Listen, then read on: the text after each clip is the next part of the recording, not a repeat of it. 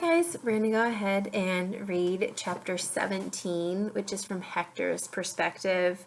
That last chapter, chapter 16, when Eli found out about the whole Osiris study thing, I cannot, I don't know, it's crazy. Okay, but let's go ahead and jump into chapter 17, Hector Amani. I understand now. It all makes sense to me. Why, back when I was a toddler in the sandbox, when I had that near miss with the rattlesnake, I finally understand my mother's words to my father. You know how valuable he is. It wasn't a mother's unconditional love for her baby. I'm not her baby. I'm nobody's baby. I'm not even human. Well, technically, clones still count as human. Our bodies have the same vital organs, blood, tissue, and bone as real people. We eat, drink, sleep, and go to the bathroom just like everybody else. No, when she said valuable, she meant exactly that. There are only 10 others like me in the entire world, not just human clones, but clones of criminal masterminds. That might be the hardest part of all to accept. I'm pretty smart and get good grades, but I don't feel like a mastermind. Makes me think of someone kind of warped, evil genius type trying to take control of the world. Come to think of it, I wouldn't mind being a little more in control. Not of the whole world, just my little part of it, especially where mom and dad are concerned, and maybe Malik. Now Malik, I can see as a mastermind. It's a pretty crazy thing for anybody to learn about himself, and craziest of all is what we still don't know. Yes, we're cloned from criminal masterminds, but which ones? Who are these art lawbreakers who are our exact genetic matches?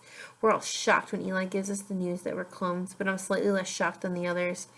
I've always sensed that I'm a little bit less than a person, not quite good enough or brave enough or handsome enough to make the cut. I never suspected I was created in a lab like space-age plastic or a revolutionary new zit cream. But those are just details. Eli takes us out by the factory so we can read the article for ourselves.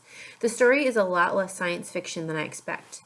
We all started out as cells and test tubes, but everything was kind of normal after that. We were placed inside host mothers for 9 months, and then we were born in the regular way. Our Serenity parents, the moms and dads we grew up with, are scientists working on Project Osiris. The non-special kids in town aren't clones like us. They're the natural children of other people attached to the experiment. I should have known, Tori whispers. When I was working on the mural, it was so obvious. There were family resemblances for some kids, but not us.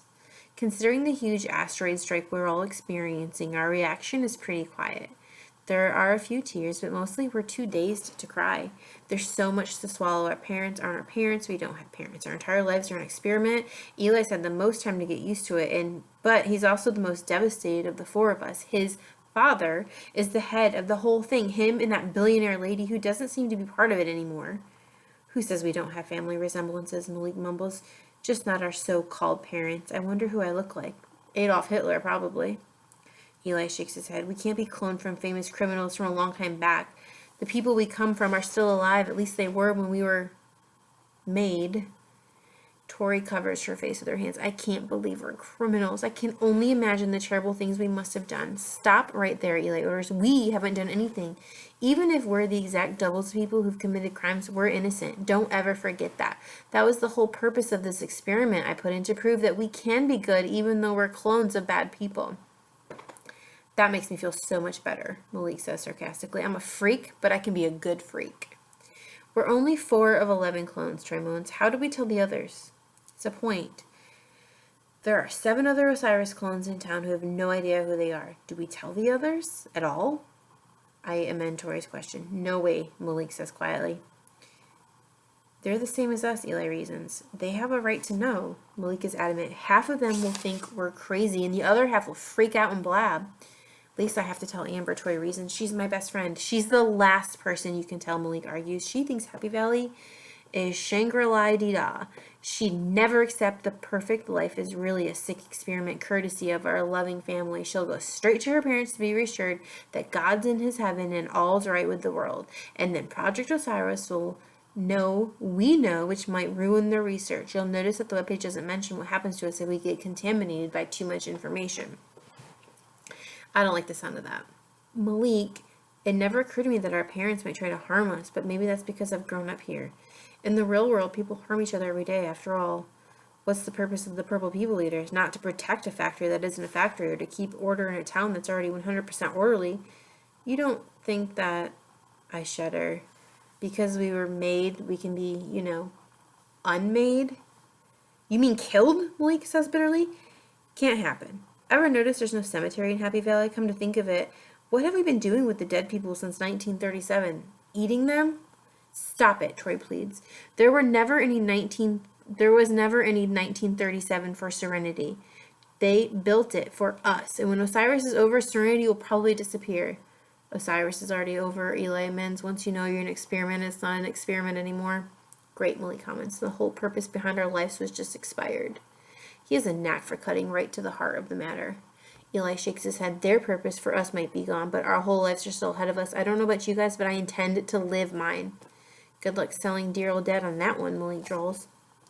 I've never been the happiest kid in town, and the fact that my parents are really scientists explains some of it, but not all. The Brooders, the Preitels, the Laskas, they're researchers too, the same as my folks. Yet they've been parents in a way mine never been. Even experiments need to be loved. We'll leave, I say suddenly. Yeah, right, snorts Malik. Seriously, you're always talking about leaving Serenity because it's so boring. Well, that's exactly what we'll be doing. We'll just be doing it sooner. They stare at me. Malik in uncertainty. Troy in amazement. It takes me a moment to decipher Eli's expression. It's something I'm not used to. Respect. For the first time in my life, I'm leading, not following. Hector's right. We're never going to be free of Osiris until we get out of this place. But we're just kids. We're in the middle of nowhere, and there's actually only 4 of us, compared with close to 200 who are going to try to stop us.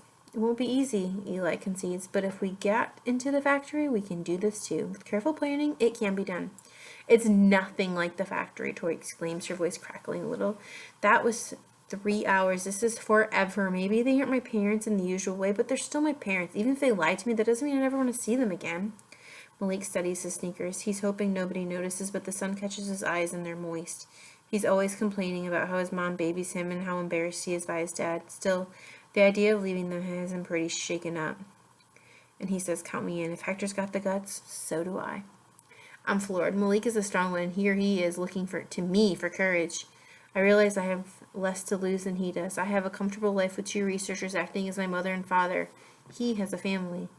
I can't leave my parents, Tori barely whispers.